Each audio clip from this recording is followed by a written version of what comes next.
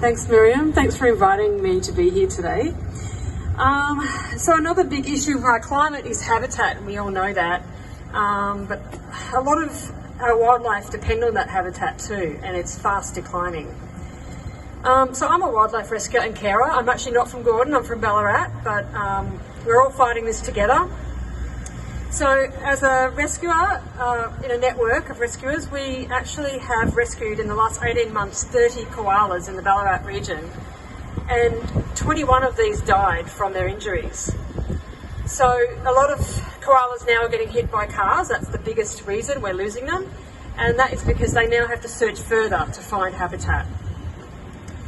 We don't know how many are left in this region, but we know there's not many, and they are endangered. They're endangered everywhere where there are koalas. So now we have the added problem of the blue gum plantation in Gordon. So the blue gum, for those that don't know, it's only a 17 hectare plantation right on the Western Freeway. So not an ideal place, and it's isolated, so there is no habitat around it. The only habitat is across the other side of the freeway. So it's not great. And despite our best efforts, we have consulted with Central Highlands Water, who own the land. Despite our best efforts to relocate these koalas, our conservation regulator, DELWP, have said no, they will not relocate those koalas. So now on Friday, the plantation will be clear-felled, and those koalas will be not only at risk of the clear felling, but they will have no habitat, so they will go in search of it, and they will likely to cross that freeway. So DELWP, our conservation regulator, they will tell you, like they told us and like they told everyone, koalas are protected under the Wildlife Act 1975. 1975. At that time, there were no plantations, and koalas had plenty of habitat. So we're not quite sure how this policy actually protects our koalas.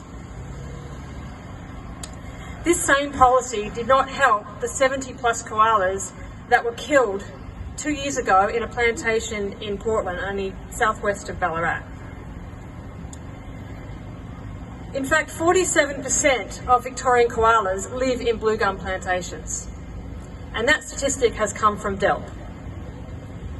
So half of our koalas live in blue gums, yet our government has no strategy for how to deal with koalas when these blue gum plantations come down, and they're all coming down eventually. They can't go to their own habitat because that's been taken away.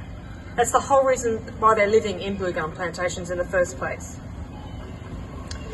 So we have no protection for koalas, really, no matter what DELWP tells us.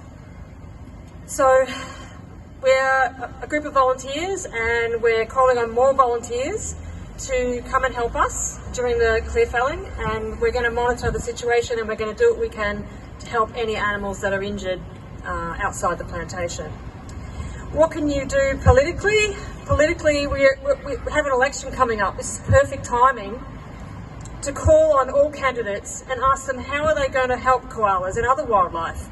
How are they going to strengthen policies, conservation policies and wildlife protection policies to help them, because they're not being helped right now.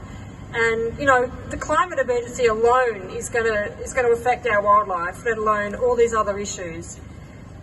We need your help, so call your politicians and demand that they protect koalas and protect their habitat. Thank you.